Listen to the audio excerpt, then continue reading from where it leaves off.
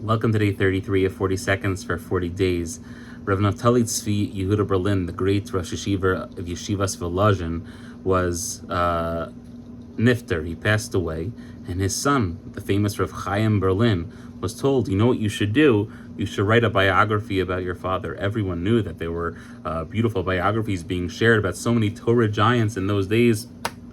Certainly this is a custom that has continued with so many publishing companies coming out with biographies of the greats, both of our time and of yesteryear. But Rav Chaim Berlin had a very sharp response to the individual who said he should write a biography, and he told him a story.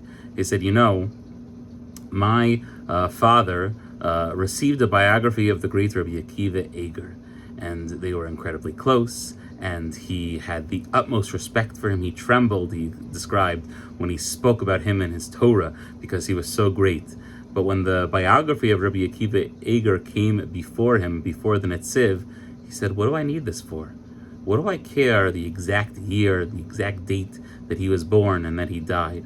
Why is that relevant to me? In essence, what he said was, I read his incredible Torah, I saw his acts of kindness, I saw the man and the person that he was. The biography, the small little details are nearly irrelevant, right? And Rav Chaim Berlin basically said, so now you want me to write a biography about my father? Perhaps what we should do is we can share some of the stories of my father's life. Perhaps what we can do is just proliferate the Torah of my father. But to write a biography like a historical text just for the sake of perpetuating the historical dates, that seems to be irrelevant and against my father's will.